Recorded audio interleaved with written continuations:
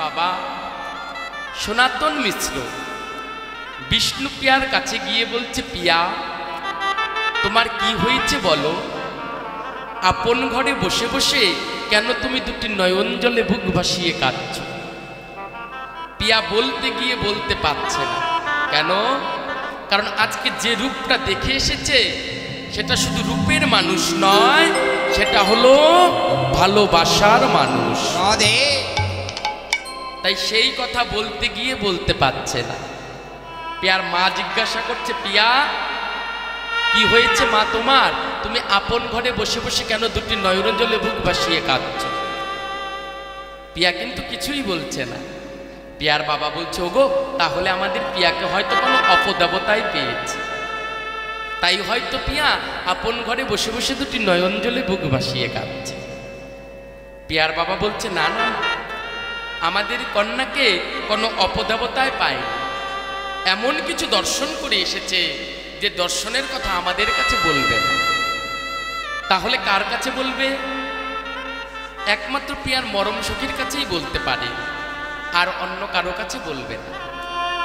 তাহলে পিয়ার মরম সখী কে? শাস্ত্রে সিদ্ধান্ত দিয়ে বললেন, পিয়ার মরম সখী আর কেউ নয়, সে হলো কাঞ্চনা। যাও যাও যাও, তুমি কাঞ্চনাকে ডেকে আনো। কাঞ্চনার কাছে যদি কিছু বলে তাহলেই শ্রবণ করতে পারবো, নয় শ্রবণ করতে পারবো। তাই পিয়ার বাবা সনাতন মিশ্র আর বিলম্ব করলেন না, ছুটতে ছুটতে গিয়ে আজকে কাঞ্চনার গৃহে দাঁড়ালো। কাঞ্চনার গৃহে দাঁড়িয়ে বলছে, কাঞ্চনা, কাঞ্চনারে তুমি গৃহে আছো? আমাদের পিয়ার বুঝি কি হয়েছে, আপন ঘরে বসে বসে ওই বকুল তলায় বসে বসে দুটি নয়ন জলে বুক ভাসিয়ে কাঁদছে। এই কথা শ্রবণ করে কাঞ্চনা আর বিলম্ব করলেন না। কাঞ্চনা ছুটতে ছুটতে গিয়ে আজকে পিয়ার সামনে গিয়ে দাঁড়ালো। পিয়াকে ডেকে ডেকে বলছে, পিয়া ওরে আমার মরমীর মরমী, ওরে আমার অন্তরঙ্গীর অন্তরঙ্গী, কি হয়েছে বল, আপন ঘরে বসে বসে কেন দুটি নয়ন জলে বুক ভাসিয়ে কাঁদছিস? একবার বল তোর কি হয়েছে। ওমা আজকে কাঞ্চনাকে দর্শন করে জানো বাবা, পিয়ায় আমার কাঞ্চনাকে বুকের মধ্যে জড়িয়ে ধরে দুটি নয়ন জলে কাঁদছে। কেঁদে কেঁদে বলছে, ওরে মরমী, আজকে আমি এমন একটা রূপ দেখেছি, যে রূপের কথা, যে রূপের তুলনা এই ত্রিভুবনে কিছুর সাথে হবে না, কোনো দ্রব্যের সাথে ওই রূপের তুলনা হবে না। কি রূপ দেখেছে গো মা? গৌর রূপ দর্শন করেছে। ওই গৌর রূপ দর্শন করে বিষ্ণুপ্রিয়ায় আমার আজকে পাগলিনী হয়ে ঘরের বাহিরে বসে বসে দুটি নয়ন জলে কাঁদছে। তদ্রূপ গো বাবা, এই সংসারেও যদি কোনো ব্যক্তি একবার গৌর রূপে নয়ন দেয়, সে আর ঘরে বসে থাকতে পারে না, ওই ঘরের বাহিরে গিয়ে বসে বসে দুটি নয়ন জলে কাঁদে। তাই বলছি, কি দেখেছিস আমাদের কাছে খুলে বল, আমার কাছে খুলে বল, কি এমন রূপ দর্শন করলি যে ত্রিভুবনে সেই রূপের তুলনা নাই? বলছে, ওরে মরমী, আমি কি দেখলাম জানিস? আমি দেখলাম ওই সুরধনী গঙ্গার মাঝে একটা স্বর্ণ কমল ফুটে আছে। বেলি অবসানকালে ওই সুরধনী গঙ্গায় জল আনতে গিয়ে আমি দেখলাম একটা স্বর্ণ কমল ফুটে আছে। ওই স্বর্ণ কমলটাকে দেখে আমার মনে বড় আশা জাগলো যে সারা জীবনের জন্য নয়, আমি যদি কিঞ্চিতের জন্য ওই স্বর্ণ কমলটাকে বুকের মধ্যে জড়িয়ে ধরতে পারতাম, তাহলে আমার এই মনটা শান্ত হতো। হরিবল। সে তো সময়। কাঞ্চনা বলল, তাহলে তুই ফুলটাকে ধরতে পারিস নাই? বলছে, না রে মরমী, আমি তো নিজে সাঁতার জানি না, তাই কাকের কলসিটাকে উপর করে দিয়ে আস্তে আস্তে আস্তে আস্তে আমি ধাইতে লাগলাম। আমি ধাইতে ধাইতে গিয়ে যেই ওই স্বর্ণ কমলটাকে বুকের মধ্যে জড়িয়ে ধরেছি, আমি ভালো করে তাকিয়ে দেখলাম এ যে সোনার কমল নয়, সোনার কমল নয়, এ যে সোনার কমল নয় রে, এই যে সোনার চরণে পরিণত হয়। সোনার কমল নয়, সোনার চরণে পরিণত হয়। তাই সেই স্বর্ণ চরণটা পেয়ে আমি যেই বুকের মধ্যে জড়িয়ে ধরেছি, দেখি সেটা তো সোনার চরণও নয়। আমি যেই জড়িয়ে ধরেছি তখন কি দেখলাম জানিস? সেই সোনার চরণটা আজকে সোনার মূর্তিতে পরিণত হয়েছে। তাই গৌর হরি বল, হরি বল, হরি বল, হরি বল।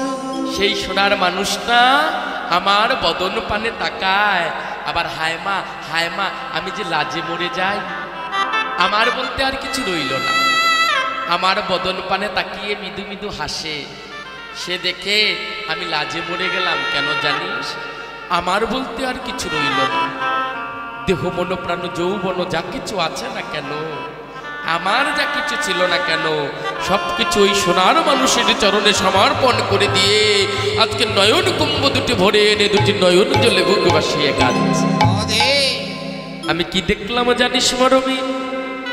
বলে কি দেখলি বল? আমি দেখলাম সেই সোনার মানুষ তপ্ত বালিকার উপরে দুটি চরণ দিয়ে কৃষ্ণ নাম করিতে করিতে ওই তপ্ত বালিকার উপরে নৃত্য করতে করতে চলে যাচ্ছে দুটি বাহু উত্তোলন করে। তাই দেখে আমার কি মনে হলো জানিস? বলে কি মনে হলো? বলে আমি যদি কমল হতাম,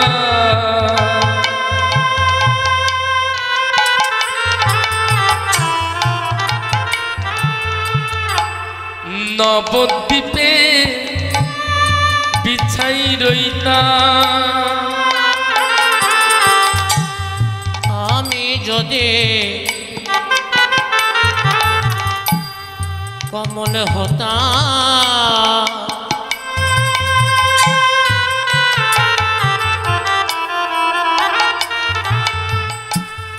নবদ্বীপে বিছাই রইতাম, আমি যদি কমল হতাম,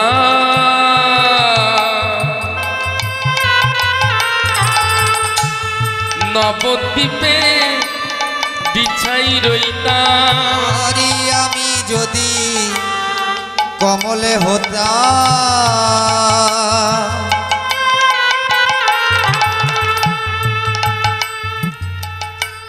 নবদ্বীপে বিছাই রইতাম। বধূ যেত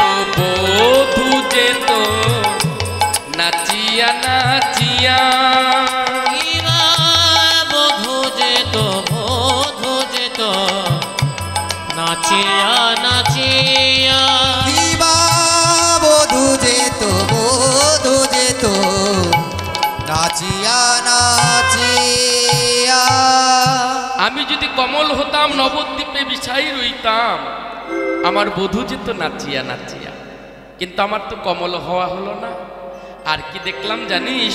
রবির কিরণে সেই সোনার দেহের অঙ্গটা ঝলমল করছে, ঝলসে যাচ্ছে। তাই দেখে আমার কি মনে হলো? বলে কি মনে হলো বল মরমি? বলে আমি যদি মেঘ হতাম, অঙ্গ ছায়া করে দিতাম, আমি যদি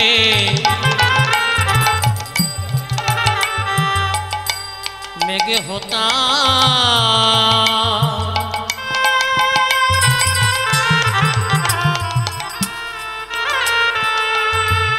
অঙ্গ ছায়া করে দিতাম, আমি যদি মেঘ হতাম,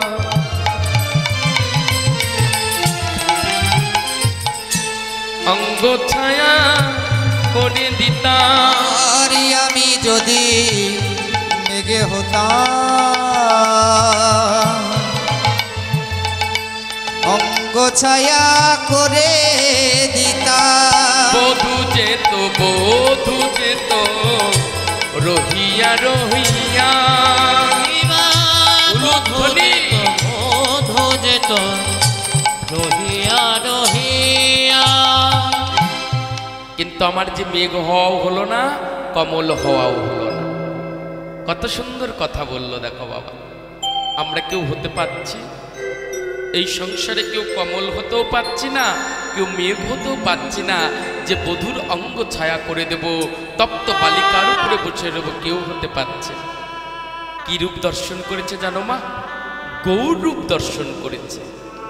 তাহলে সর্বপ্রথমে জানতে হবে মহাপ্রভুকে, তাই তো শাস্ত্রে সিদ্ধান্ত দিয়ে বললেন, জগন্নাথ মিশ্রের ঘরে শচী সিন্ধু গর্ভ মাঝে ফাল্গুন মাসে পূর্ণিমা তিথিতে প্রভুই আমার অবতরী হলেন। কি হলেন? অবতরী। অবতার হয়েছিল সত্যযুগে, অবতার হয়েছিল ত্রেতা যুগে, অবতার হয়েছিল দাপর যুগে, কিন্তু এই কলিযুগে প্রভুই আমার অবতরী হলেন। কেন অবতরী হলেন? এই আমাদের মতো সাধারণ জীবকে উদ্ধার করার লাগে। এই কলিহত জীব পাপে পরিপূর্ণ, তাই কলির জীবকে উদ্ধার করবে বলে ওই ভবসিন্ধু পারে তরি নিয়ে বসে আছে, আর দুটি নয়ন জলে কেঁদে কেঁদে বলছে, ওরে কলির জীব কে যাবি বল, যে বদনে কৃষ্ণ বলে হরি বলে দুপুরটা নয়ন জলে কাঁদিতে পারবি, তাকেই আমি ভবসিন্ধু পার করাবো, নয়তো তোকে আবার বারে বারে সেই 84তে পাঠাবো। সেই মহাপ্রভু। মাগো, সত্য যুগে ভগবান পাওয়া যেত ধ্যানের দ্বারায়, ত্রেতা যুগে ভগবান পাওয়া যেত যাগযজ্ঞের দ্বারায়, দাপর যুগে ভগবান পাওয়া যেত পূজা অর্চনা সেবার দ্বারায়। তাহলে মনে প্রশ্ন জাগে না, এই কলিজীবে আমরা কলিজীব কোনোদিন কি ভগবান পাবো না? হরি বল বাবা। ওমা, ওই সত্য যুগে জীবের আয়ু কতদিন ছিল জানা আছে? ওই সত্য যুগে জীবের আয়ু ছিল 1 লক্ষ বছর। ওই 1 লক্ষ বছর ধরে একজন জীব আয়ু পেয়েছিল, ওই তার চরণে ধ্যান করে তার চরণ লাভ করেছিল। ত্রেতা যুগে আয়ু কত হলো? ত্রেতা যুগে জীবের আয়ু হলো 10,000 বছর।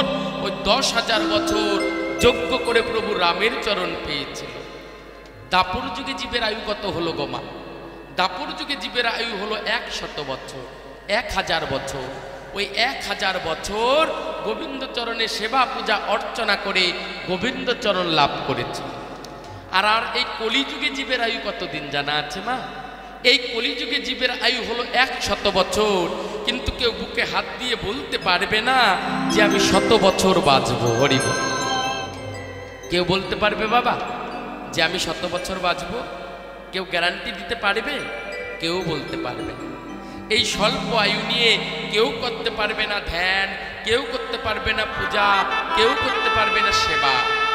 তাহলে মাগো, মনে প্রশ্ন জাগে না যে আমরা কি কোনোদিন গোবিন্দ পাবো না? এই কলির জীব কি কোনোদিন গোবিন্দ পাবে না? বলো বলো মা, মনে সবার প্রশ্ন জাগে, তাই তো মাগো। এই কেউ কিন্তু বলতে পারবে না যে আমি 100 বছর বাঁচবো। এমন দিনকাল পড়েছে বাবা, নতুন করে কেউ 60 পার হচ্ছে না, আরো তো 100 বছর তো দূরে থাক। হরি বলো বাবা, তাই হয়েছে না বাবা? নতুন করে 60 পার হয় না। মহাজন বলল, যার যখন সময় হয় তাকে তখন চলে যেতে হয়, তাকে এই মায়ার সংসারে কেউ ধরে রাখতে পারে না। সেদিন আমি পিতা না পুত্র, সেদিন কিন্তু কেউ দেখবে না। পিতামাতার যদি সময় হয়, সন্তানকে মায়ার সংসারে রেখে চলে যেতে হয়। কিন্তু জানো মা, যদি সন্তানের সময় হয়, তাহলে ওই পিতামাতাকে এই মায়ার সংসারে রেখে ওই সন্তানকে চলে যেতে হয়। এই যে সংসার, এই সংসারে এই চলছে বাবা। কে কবে যাবে কেউ কিন্তু জানি না বাবা। আমিও যেতে পারি, তুমিও যেতে পারো। হরিব, সময়ের সাথে কেউ পাবে না, কেউ পাবে না। তাহলে মাগো, আমাদের মনে প্রশ্ন জাগে না, আমরা কি কোনোদিন গোবিন্দ পাবো না? কেউ ধ্যান করতে পারবে না, কেউ পূজা করতে পারবে না, কেউ যজ্ঞ করতে পারবে না, তাহলে কি কোনোদিন ভগবান পাবো না? আবার অনেকেই মনে মনে ভাবছো, বাবু আমি তো সকালবেলা গোবিন্দ চরণে নিবেদন করে তারপরে 1 গ্লাস জল পান করি, তাহলে হয়তো আমি গোবিন্দ পাবো। কিন্তু জানো মা, গোবিন্দ পেতে গেলে, ওই গোবিন্দ চরণে পূজা করতে গেলে 4টা উপাচারের প্রয়োজন আছে, 4টা দ্রব্য লাগবে। মহাজন বললেন, মরার কাপড়, মরার হার, উচ্ছিষ্ট উদ্গার। ওই গোবিন্দ চরণে দিতে হবে মরার কাপড়, ওই গোবিন্দ চরণে দিতে হবে মরার হার, ওই গোবিন্দ চরণে দিতে হবে এঁঠো খাবার, ওই গোবিন্দ চরণে দিতে হবে কিছু সেবা করে উল্টি করে বের করে ওই গোবিন্দ চরণে নিবেদন করতে হবে। কেউ পেরেছ মা? করতে পেরেছ বাবা? করা হয়নি? সবাই করেছ বাবা? আমি ভাঙিয়ে দিচ্ছি, তখন তত্ত্বগুলো কি বলছে দেখো। মরার কাপড় কাকে বললো জানো মা? রেশম পোকার নাম শুনেছ? ওই রেশম পোকা যদি মরে যায় লক্ষ্য করে দেখবে রেশমের গুটিতে পরিণত হয়। কোনো তাঁতি ভাই গিয়ে ওই গুটিটাকে কিনে এনে ভালো করে ধুলাই করে রেশমের ধুতি তৈরি করে তারপরে কিন্তু ওই ধুতিটা কোনো ব্যক্তি কিনে এনে ওই গোবিন্দ চরণে নিবেদন করে। কিন্তু আমার মহাজন বলল কলির জীবী গোবিন্দ পাবে না, নিতাই গৌর হরিব। তাহলে চলে গেল মরার কাপড়, এবার কি আসলো? মরার হার। এটা দিয়েছ বাবা? এটাও দিয়েছ। শঙ্খচূড় দত্তের নাম শুনেছ? ওই শঙ্খচূড় দত্ত যদি মরে যায় দেখবে শঙ্খচূড় দত্ত মরে যাওয়ার পর তার হাড়গুলো হয়েছিল শঙ্খ। ভেবে দেখো গোবিন্দ চরণে তোমরা নিবেদন করতে গিয়েছ, প্রত্যেকটা জীব কিন্তু একটা জল শঙ্খ নিবেদন করেছ, কিন্তু মহাজন বলল কলির জীবী গোবিন্দ পাবে না। তাহলে মরার কাপড় গেল, মরার হার গেল। এবার আসলো কে? এবার কি আসলো গো মা? এবার আসলো এঁঠো খাবার। আমার গোবিন্দ যে এঁঠো খেতে খুব ভালোবাসে গো মা, এটা কেউ দিয়েছ বাবা? ও মা দেওয়া হয়েছে? দেওয়া হয়নি? সবাই দিয়েছ মা। একটা গাভী যখন দহন করতে যাও লক্ষ্য করে দেখো, একটা গাভী যখন দহন করতে যাও একটা বাছুরি কিন্তু গিয়ে দুধটাকে এঁঠো করে দেয়। ওই এঁঠো দুধ কিন্তু এনে তোমরা প্রত্যেকটা জীব গোবিন্দ চরণে নিবেদন করো, কিন্তু মহাজন বলল কলির জীবী গোবিন্দ পাবে না। তাহলে এঁঠো খাবার গেল। এবার আসলো কি মা? কিছু সেবা করে উল্টি করে বের করে গোবিন্দ চরণে নিবেদন করতে হবে। এটা পেরেছ? এটাও পেরেছ মা। মৌমাছির নাম শুনেছ? গুনগুন গুনগুন করতে করতে গিয়ে মধু হতে মধু পান করে এসে আপন গৃহে উদ্গার করে দেয়, দেয় না মা? সেটা কোনো বেদ ভাই মৌচাকটাকে ভেঙে মধু এনে কলি জীবের দ্বারে দ্বারে বিক্রি করে। ওই মধু কিন্তু কেউ না কেউ গোবিন্দ চরণে সবাই নিবেদন করে, কিন্তু মহাজন বলল কলির জীবী গোবিন্দ পাবে না। তাহলে এত কষ্ট করে এত সামগ্রী সবকিছু এনে গোবিন্দ চরণে নিবেদন করলে, কিন্তু মহাজন বলল তোমরা কেউ গোবিন্দ পাবে না। তাহলে প্রশ্ন জাগে না, তাহলে কি আমরা কেউ কোনোদিন গোবিন্দ পাবো না? মহাজন ডেকে ডেকে বলছে ওরে কলির জি, ধ্যান করতে হবে না, যজ্ঞ করতে হবে না, পূজা করতে হবে না, সেবা দিতে হবে না, শুধু বদনে কৃষ্ণ বলতে হবে। হা কৃষ্ণ প্রাণী কৃষ্ণ বলে দুটি নয়ন জলে কেঁদে তোরা যদি হরি নামের যজ্ঞ করতে পারিস, এই নাম যজ্ঞের দ্বারাই তোরা ভগবানকে পাবি। তাই গৌর হরি বল, হরি বল। এই হরি নামের যজ্ঞের দ্বারাই প্রভুর চরণ পাওয়া যায়, অন্য কিছুর দ্বারাই পাওয়া যায় না গোমা। কিন্তু আমরা কেউ করতে পারছি? কেউ করতে পারছি। মহাজন বলল নিরজনে বসে নয়ন বাণী পরিশান করে মনোরূপী চন্দন দিয়ে ভক্তিরূপী তুলসী পাতা নিয়ে নয়ন বাড়িরূপী গঙ্গা জল দিয়ে একবার যদি কেউ ডাকার মতো ডাকতে পারে, তাহলে ওই গোলকপতি নারায়ণ ওই গোলক থেকে এই ভুলোকে নেমে আসবে। হরি বল। কিন্তু কেউ ডাকতে পারছে ওমা, কেউ ডাকতে পারছি? কেউ ডাকতে পারছে না। তাই আজকে এত সুন্দর একটা হরিসভা, তাই সবাই মিলে দুটি বাহু উত্তোলন করে আমরাও গাইব, তোমরাও গাইবে। দুটি বাহু তুলো সবাই মিলে একসাথে, বাহুগুলো তুলো। দুহাত তুলে বল রে কৃষ্ণ না,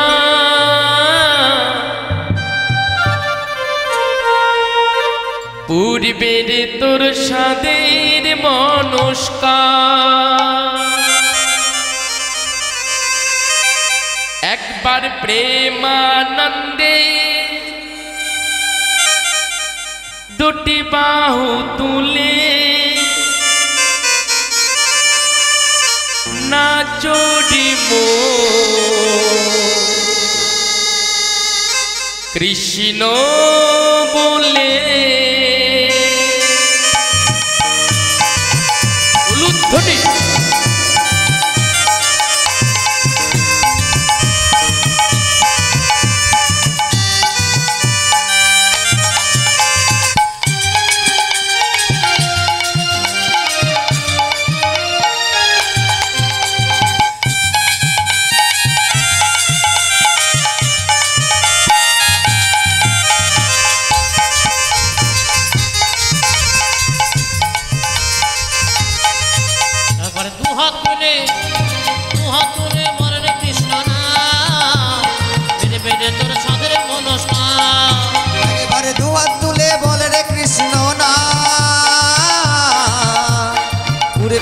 সাদের মনস্কার একবার প্রেমানন্দে দুটি বাহু তুলে নাচো রে মো কৃষ্ণ বলে প্রেমানন্দে বাহু তুলে নাচো রে মন হরি বলে একবার প্রেমানন্দে বাহু তুলে নাচো রে মন হরি বলে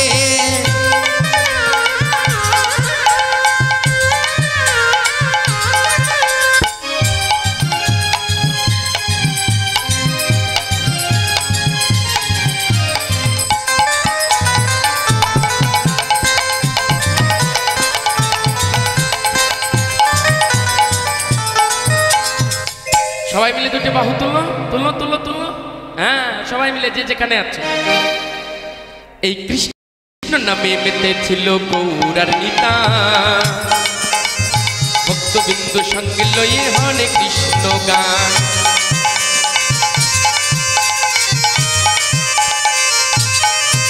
এই কৃষ্ণ নামে মেতে ছিল গৌরার নিতা ভক্তবিন্দু সঙ্গে লয়ে হরে কৃষ্ণ গান কৃষ্ণ নামে মেতেছিল গৌরার নিতাই ভক্তবৃন্দ সঙ্গে লয়ে হরি গুণ গায় ওই পারের করি এই মহানা হজরে ভাই বৃন্দাবন ধাম প্রেমানন্দে বাহু তুলে নাচো রে মন হরি বলে একবার প্রেমানন্দে বাহু তুলে নাচো রে মন হরি বলে উলুধ্বনি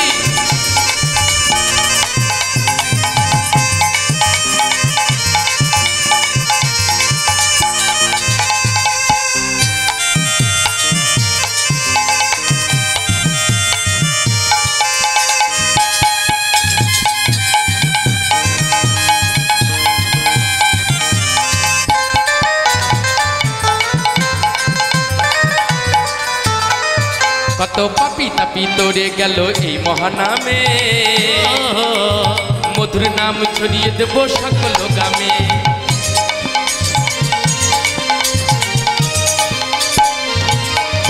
কত পাপি তাপি তোরে গেল এই মহানামে মধুর নাম ছড়িয়ে দেব সকল গ্রামে কত পাপি তাপি ধরে গেল এই মহানামে মধুর নামে ছড়িয়ে দেব সকল গ্রামে আমি শহরে গিয়েও গাইব কৃষ্ণ না হবে সেটা বৃন্দাবন ধাম আজ প্রেমানন্দে উলুধ্বনি বাহু তুলে নাচো রে মন হরি বলে একবার প্রেমানন্দে বাহু তুলে নাচো রে মন হরি বলে বলো হরে কৃষ্ণ কৃষ্ণ কৃষ্ণ হরে হরে হরে রাম রাম রাম হরে হরে বলো হরে কৃষ্ণ কৃষ্ণ কৃষ্ণ হরে হরে হরে রাম রাম রাম হরে হরে হরে কৃষ্ণ কৃষ্ণ কৃষ্ণ হরে হরে হরে রাম রাম রাম হরে হরে এই কলিযুগে হরিনাম ছাড়া গতি নাই গতি নাই গতি নাই সবাইকে গাইতে হবে হরি বল বাবা কি রূপ দর্শন করেছে গৌর রূপ দর্শন করেছে মহাজন নীলা দর্শন করে বলল দামিনী দাম দমন রুচি দর্শনে দূরে গিয়েও দরপক দাপ, মানে বিদ্যুতের মালা, বিদ্যুতের মালা দেখে এসেছে। কাঞ্চনা বলছে, ওরে মরমি, তাহলে বিদ্যুতের মালা যখন দেখে এসেছিস, তাহলে বিদ্যুতের সাথে তোর গৌর বিদ্যুতের তুলনা কর। বলছে, না রে মরমি, এই প্রাকৃত জগতের বিদ্যুতের সাথে আমার গৌর বিদ্যুতের তুলনা হবে না। কেন? কারণ এই প্রাকৃত জগতের বিদ্যুৎ সেকেন্ডের জন্য পৃথিবীকে আলো করে, হরি বলো বাবা, আবার অন্ধকার করে দেয়। কিন্তু আমার গৌর বিদ্যুৎ যদি কারো একবার ভাগ্য আকাশে একবার পড়ে, তাহলে তার সেকেন্ডের জন্য নয়, সারা জীবনের জন্য আলো হয়ে যায়, সারা জীবনের জন্য আলো হয়ে যায়। শুধু তাই নয়, এহ জগতের বিদ্যুৎ যদি কারো মাথায় পড়ে, তাহলে তার প্রাণ নাশ হয়। কিন্তু আমার গৌর বিদ্যুৎ যদি কারো একবার মাথায় পড়ে, তাহলে তার প্রাণ নাশ নয়, তার আয়ু বৃদ্ধি পেয়ে যায়। নিতাই গৌর হরি বল, হরি বল, হরি বল, হরি বল। আয়ু বৃদ্ধি পেয়ে যায়, হরি বলো বাবা। কিন্তু জানো বাবা, সেই পথে আমরা কেউ যেতে পারি না। ওই পথে যে আমরা যাব, আমরা কেউ যেতে পারি না। ভক্ত কি আমরা হতে পারি? ভক্ত হতে পারি না। মহাজন বলল, জন্ম হোক যথা তথা, কর্ম চাই ভালো। তোমার জন্ম যেখানেই হোক না কেন, তোমার কর্ম যদি ভালো থাকে, তুমি একদিন না একদিন ঠিক গোবিন্দ চরণ পাবে, হরি বলো। ও মা, আমার অসুরকুলে জন্ম হলো, আমি যদি কর্ম ভালো করি, আমি গোবিন্দ চরণ পাবো, আমি প্রভুর চরণ পাবো। কিন্তু আমি ব্রাহ্মণ কুলে জন্ম নিয়ে কর্ম ভালো করলাম না, আমি কিন্তু কোনোদিন তার চরণ পাবো না। তাহলে জানো মা, দৈত্যকুলে অসুরকুলে জন্ম নিয়েও ভগবানকে পেয়েছিল। কারা কারা পেয়েছিল জানা আছে? তাহলে শোনো, আমার তরণী সেনের নাম শুনেছ? ওই তরণী সেন পেয়েছিল দৈত্যকুলে জন্ম নিয়ে, রাক্ষসকুলে জন্ম নিয়ে প্রভু রামের চরণে পেয়েছিল ত্রেতা যুগে। তাহলে আমাদেরকে একটু জানতে হবে বাবা ত্রেতা যুগের কথা। প্রভু রাম পিতৃ আজ্ঞা পালনের লাগে ওই 14 বছরের জন্য বনে গিয়েছে। বনে যাওয়ার পর কি হয়েছে গো মা জানো? বনে যাওয়ার পর কিছুদিন তো ভালোই কেটেছিল, তারপরে ওই রাক্ষসের দৃষ্টি পড়েছিল, হরিবল। ওই রাবণ কি করেছিল জানো মা? মা সীতাকে হরণ করেছিল। আর মা সীতাকে রাবণ হরণ করার পর কিছুদিনের মধ্যে রাম সেতু তৈরি করে যুদ্ধের ঘোষণা হলো। একে একে রাবণের সমস্ত পুত্র ওই রামের সাথে যুদ্ধ করতে গিয়ে আজকে পরাজিত হয়েছে। পরাজিত হওয়ার পর রাবণ একদিন স্বর্ণ সিংহাসনে বসে বসে দুটি নয়নঞ্জলে বুক ভাসিয়ে কাঁদছে। কে? ওই রাবণ। সামন দিক দিকে হেঁটে যাচ্ছে জানো বাবা? ওই রাক্ষস কুলেরই একটা পুত্র, যার নাম তরণী, মায়ের নাম সরমা দেবী, পিতার নাম বিভীষণ। ওই ছোট্ট বালক আজকে জ্যাঠামশাই সামন দিক দিয়ে হেঁটে হেঁটে চলে যাচ্ছে। গিয়ে কি দেখছে জানো? তাকিয়ে দেখলো যে রাবণ দশানন সোনার সিংহাসনে বসে বসে চিন্তিত মস্তকে দুটি নয়ন জলে কাঁদছে, হরিবল। ছোট্ট বালকটি ছুটে ছুটে গিয়ে বলছে, জ্যাঠামশাই তুমি কাঁদছো কেন? তোমার চোখে জল মানায় না, তুমি হলো রাবণ, তুমি হলো দশানন। রাবণ বলছে, তরণী রে বাবারি, আমি কেন কাঁদছি জানিস? একে একে সবাই যাচ্ছে, একে একে সবাই যাচ্ছে তার চরণ পাওয়ার আসে। আমারও বুঝি সময় হলো রে, আমারও বুঝি সময় হলো তার চরণ পাশে যাওয়ার। রাবণ কিন্তু জানতো যে একমাত্র এই জগতে রামের হাতেই যদি আমার হত্যা হয়, তাহলে আমি মুক্তি পাবো, নয় কোনো দিন মুক্তি পাবো না। তরণী বলে উঠল, কি বলছো জেঠামশাই? তুমি যাবে মানে? তোমাকে যেতে দেব না। কেন? কারণ এখনো এই রাক্ষস বংশের সন্তান বেঁচে আছে। কে বেঁচে আছে? কয় কেন? তুমি কি আমাকে দেখতে পাচ্ছ না? জানো না সেনাপতি যতদিন বেঁচে থাকে রাজাদের যুদ্ধ করতে নাই, তোমাকে যুদ্ধ করতে যেতে দেব না, আমি যাব প্রয়োজনে। রাবণ বলে উঠল, তুমি যুদ্ধের কলা কৌশলী কি জানো? তুমি তো কিছু জানো না, তুমি যুদ্ধ করতে পারবে? কত বড় বড় বীর যোদ্ধারা যুদ্ধ করতে গিয়ে সবাই প্রাণ হারিয়েছে, আর তুমি তো ছোট্ট একটা বালক, তুমি সেই রামের সাথে কি করে যুদ্ধ করবে বলো? তরুণী ডেকে ডেকে বলছে, জ্যাঠামশাই আপনি একবার আমাকে অনুমতি দাও, অনুমতি দাও, আমি গিয়ে যুদ্ধ করে আসি।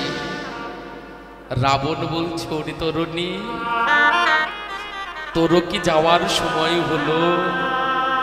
আমার বুঝি এখনো যাওয়ার সময় হয় নাই রে।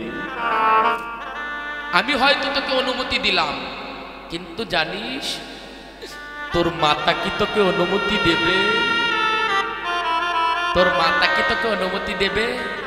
তরুণী ছুটতে ছুটতে গিয়ে আজকে জ্যাঠার চরণে প্রণাম করেছে। প্রণাম করে বলছে, জ্যাঠা তুমি আমাকে আশীর্বাদ করো, আমি যেন যুদ্ধে জয় লাভ করে আসতে পারি। আমি মায়ের কাছে অনুমতি নিয়ে নেব। সে তত সময় রাবণ আশীর্বাদ করে বলল যে, তরুণী আমি তোমাকে আশীর্বাদ করি, তুমি যেন রামকে পরাজিত করে যুদ্ধে জয় লাভ করে আবার এই রাজমহলে ফিরে এসো, সোনার লঙ্কায় ফিরে এসো। তরুণী মনে আনন্দ পেয়ে ছুটতে ছুটতে মার কাছে গিয়ে দাঁড়িয়েছে। মা, ও মা, আমাকে সাজিয়ে দাও মা, মাগো আমাকে সাজিয়ে দাও। যেই বলেছে মা তুমি আমাকে সাজিয়ে দাও, সরমা দেবী ভেবেছে যে ছোট বালক তো হয়তো খেলা করতে যাবে, তাই খেলার বেশে সাজাচ্ছে। হরি বল। যেই খেলার বেশে সাজাচ্ছে জানো, তরুণী কেঁদে কেঁদে বলছে, মাগো তুমি আমাকে খেলার বেশে সাজিও না, আমাকে তুমি রণসজ্জায় সাজিয়ে দাও, যুদ্ধের সাজে সাজিয়ে দাও মা। আমি যে যুদ্ধ করতে যাব, আমি যে রামের সাথে যুদ্ধ করতে যাব মা, তুমি আমাকে ভালো করে সাজিয়ে দাও। যেই বলেছে যুদ্ধ করতে যাব, আমাকে ভালো করে সাজিয়ে দাও,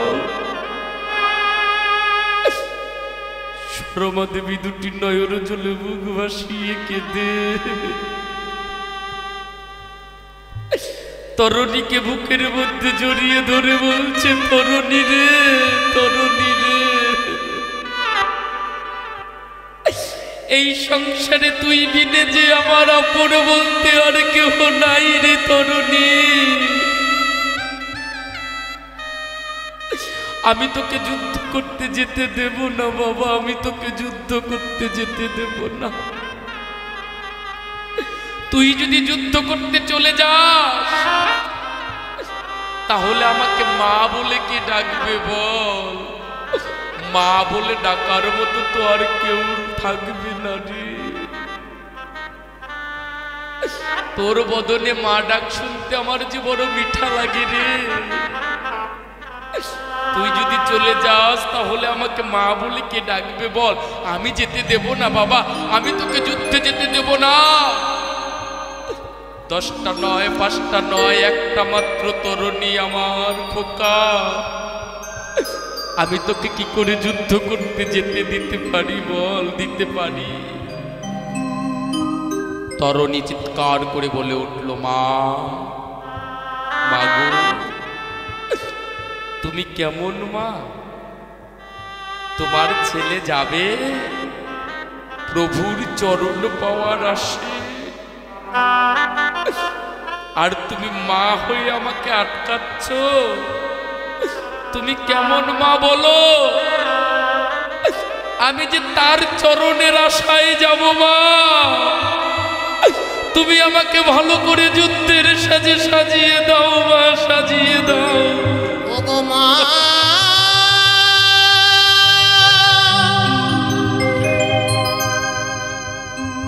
তুমি আমায়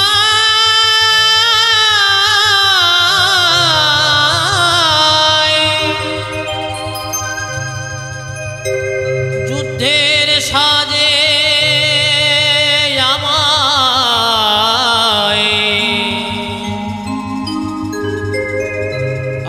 সাজিয়ে তরুণীর মুখে সব কথা শুনে জানো মা, সরমা দেবী দুটি নয়ন জলে মুখ ভাসিয়ে কাঁদছে, কেঁদে কেঁদে বলছে, তরুণী রে তরুণী, এমন কথা বলে না বাবা, এমন কথা বলে না। এই ত্রিভুবনে কোনো মা নেই যে নিজের ছেলেকে যুদ্ধ করতে পাঠাবে। কোনো মা পারে না রে, কোনো মা পারে না। ওমা তরুণীর মা তো জানে আজকে যদি লৌহ বস্ত্র দিয়েও তরুণীকে সাজানো হয়, তরুণী কিন্তু আর ফিরে আসবে না, আর ফিরে আসবে না। তাই তরুণীর মা অনেক চিন্তা ভাবনা করে দুটি নয়ন জলে বুক ভাসিয়ে কাঁদছে, আর মনে মনে ভাবছে, তরুণী রে তোর দেহটাকে আমি যজ্ঞ করে পাঠাবো, তোর দেহটা যেন প্রভু রামের সেবায় লাগে। তাই দুটি নয়ন জলে যখন বুক ভাসিয়ে কাঁদছে জানো মা, ওই নয়ন জলগুলো টপ টপ টপ টপ করে মাটিতে ঝরে পড়েছে, আর তরুণীর মা মাটিতে আছড়ে পড়ে তরুণীকে বুকের মধ্যে জড়াইয়ে ধরে কুলের মধ্যে বসিয়ে ওই নয়ন জল নিয়ে আর চরণ ধুলা দিয়ে সর্বঙ্গে রাম রাম লিখে দিল, তরুণী তরুণী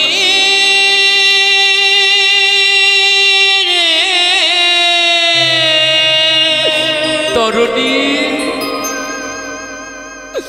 ওরে আমার তরুণী রে, এই দেখ দেখ তোর সর্বঙ্গে আমি রাম রাম লিখে দিয়েছি, তোর দেহটা যে প্রভু রামের সেবায় লাগবে। সর্বঙ্গে রাম রাম লিখে দিল। আমার সর্বঙ্গে রাম রাম লিখতে লিখতে জানো মা, এই কণ্ঠের মধ্যে রাম রাম লিখতে ভুলে গেছে গো মা। মায়ের আর মনে নাই, মার মনে নাই। তরুণীকে বুকের মধ্যে জড়িয়ে ধরে বলছে, তরুণী আমি তোমাকে যুদ্ধের সাজে সাজিয়ে দিলাম, তরুণী যাও যাও তুমি যুদ্ধ করতে যাও। কিন্তু বাবা যাওয়ার সময় আমি তোমাকে কি বলছি জানো, শেষবারের মতো একবার আমাকে মা বলে ডেকে যাবে, একবার মা বলে ডাক, একবার মা বলে ডাক তরুণী, একবার মা বলে ডাক তরুণী।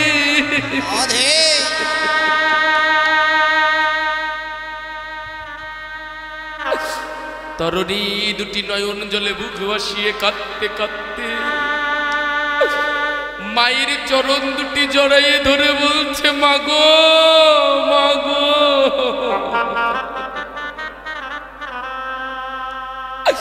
মা তুমি আমাকে আশীর্বাদ করো মা, আমি যেন যুদ্ধে গিয়ে জয় লাভ করে আসতে পারি, মা আশীর্বাদ করো।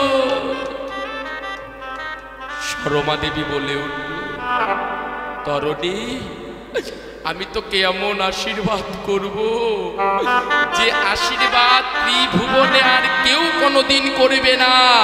আমি তোকে আশীর্বাদ করছি ওই যুদ্ধে গিয়ে তুই যেন কোনো দিন পাপের রাজ্যে আর ফিরে না আসিস, কোনো দিন যেন পাপের রাজ্যে আর ফিরে না আসিস,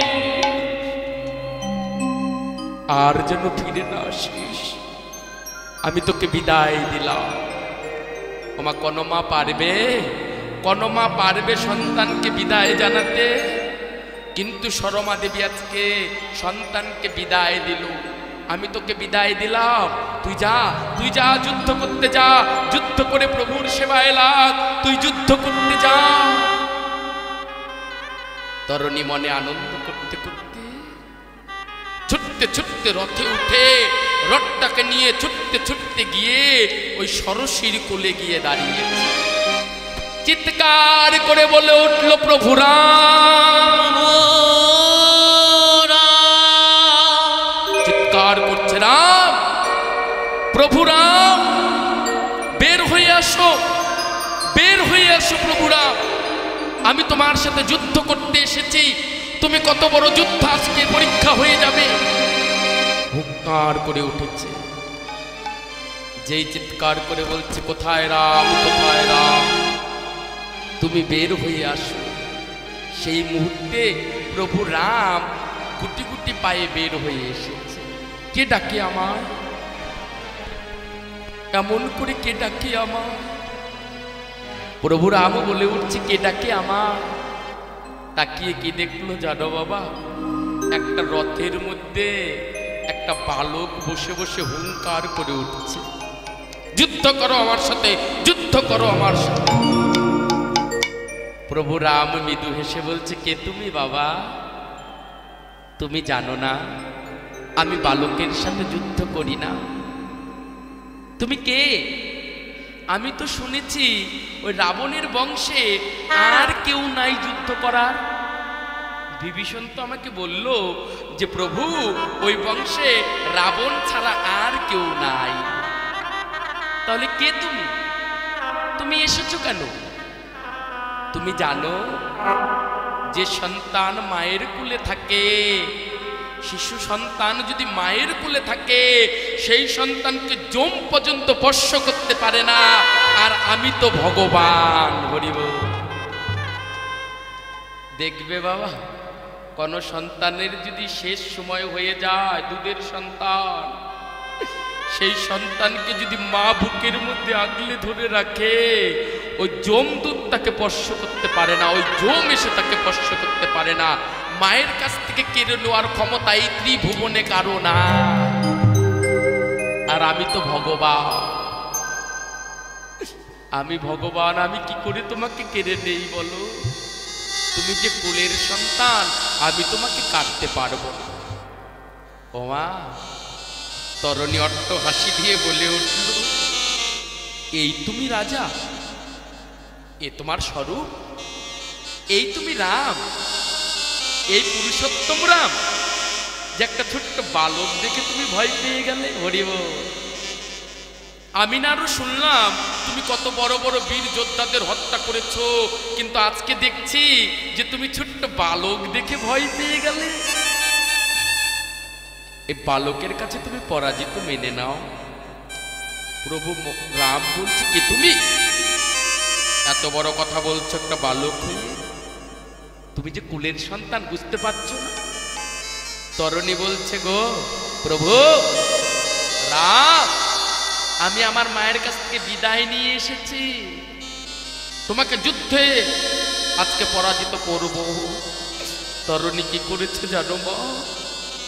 ধনুর বাণটাকে আগে নিয়ে ওই ধনুর বাণগুলোকে ছেড়েছে। পরপর যখন 3টি বাণ ছেড়েছে, ওই 3টি বাণ ছুটতে ছুটতে গিয়ে প্রভু রামের চরণে ফুলের স্তবক হয়ে চটিয়ে পড়ে। ওই প্রভু রামের দিকে যেই তীরগুলো ছুটেছে, ওই তীরগুলো ছুটতে ছুটতে গিয়ে প্রভু রামের চরণে ফুল হয়ে পড়েছে। প্রভু রাম বলছে কে তুমি? তরণী বলছে তীরের ধনু ধরো হাতে, বাণ নিক্ষেপ করো আমাকে। আহা ভগবান, ভগবান বলছে না না আমি তোমাকে বাণ নিক্ষেপ করবো না। তাহলে তুমি পরাজিত মেনে নাও, তুমি মেনে নাও তুমি হেরে গেছো একটা বালকের কাছে। ভগবান বলে উঠল এত বড় কথা, আমি পুরুষোত্তম রাম একটা বালকের কাছে আমি হেরে যাব? তাই ভগবান কি করেছে জানো মা? পরপর ভগবানও 3টি বাণ নিক্ষেপ করেছে, আর ওই বাণগুলো ছুটতে ছুটতে গিয়ে তরুণীর বুকের সামনে দাঁড়িয়ে গেছে গো মা।